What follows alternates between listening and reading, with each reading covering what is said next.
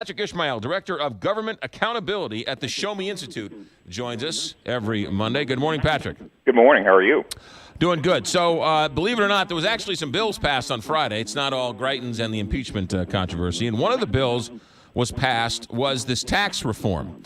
And it always scares me, Patrick, when they say we're reducing corporate taxes and we're going to make it up in other ways that we determine what taxes are.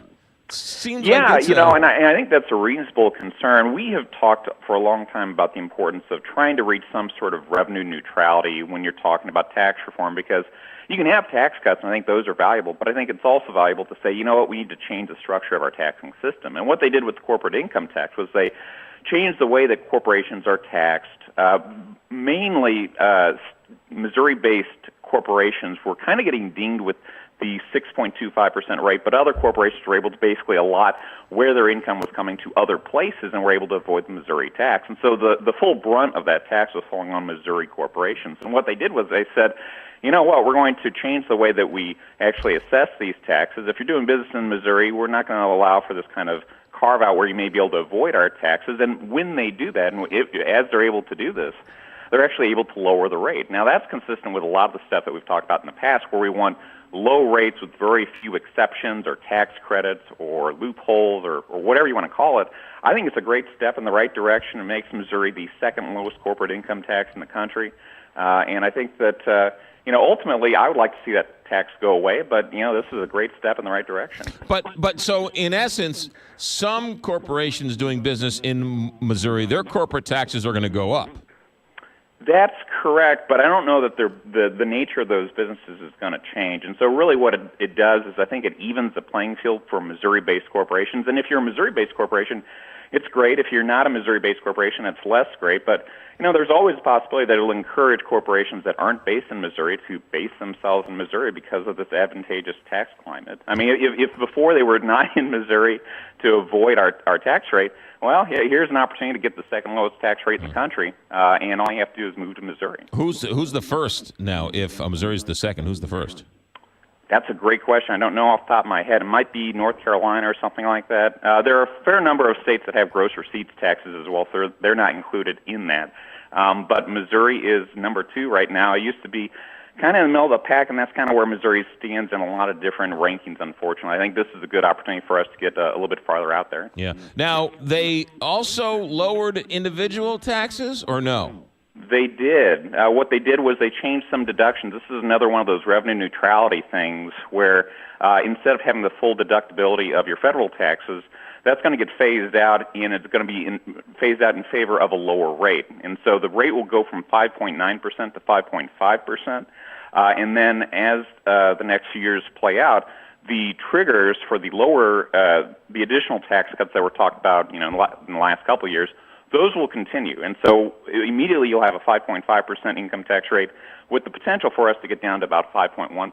And again, I think this is a great opportunity for the state. It'll keep that income tax lower and lower and provide for more opportunities for people to invest in themselves. But isn't there some caveat depending on what the revenue streams are? For the additional tax cuts, yes.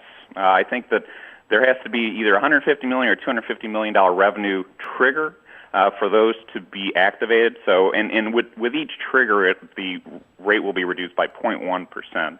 But to get from 5.9 to 5.5%, that's immediate, and that's a good thing. All right. Well, if you say it's a good thing, we'll wait and see what happens.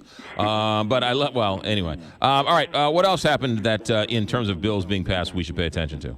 A lot got done this year, surprisingly so. We had a government union reform bill that got passed. That means that employees and taxpayers are going to be able to see a little more accountability in these government sector unions. And just for context, government unions and private unions are very different animals. Government unions, you could actually have someone on the other side of the table that you kind of put there. In most contracts, you don't have that. In a private context, you have very clear and distinct interests. And in government unions, you just need to have more accountability and more transparency. We had a licensing reciprocity bill that ended up becoming law. We've talked about reciprocity for a long time. We had a checkbook transparency bill actually become law, at least for school districts. We'll see if it ends up getting signed, but it was a very positive move, I think, by the legislature to say, if you can spend taxpayer money, you should be able to account for it. And we also had course access that became law, or that will become law once it's signed into law, and that allows for students to be able to get classes that may not be currently given in that particular district. So maybe a AP Physics class may not be in that district. Well, you can get that online now, and I think that's a terrific innovation. And the hair braiders bill passed early on, right? It did. As far as reciprocity is concerned, and licensing reforms in general, it's been a banner year for the Institute and for the legislature in particular. Right? This could have been an embarrassing session, and instead, I think it became an embarrassment of riches. And I think that's a good thing for Missourians, and I think it's good for the future of the state. One of the untold stories, right? While everyone's focusing on the Greitens and the sex scandals and the email scandals and all that, they actually got some work done. Yeah, the legislature had a quietly successful legislative session. I think, you contrast it to last year. I think they passed half as many bills and had all sorts of rancor. This year, they put their pedal to the metal and actually made it happen. And it's I wish every year was like this. This is a very good year for the legislature and for Missourians, and hopefully it's a sign of things to come in future years. Well, we can hope for another sex scandal next year, maybe. Let's hope not. But yes, I hope that we have a very good legislative session next year as well. Patrick Ishmael, Director of Government Accountability at the Show Me Institute. Patrick, have a good week. Thanks. You too. 8:46 here.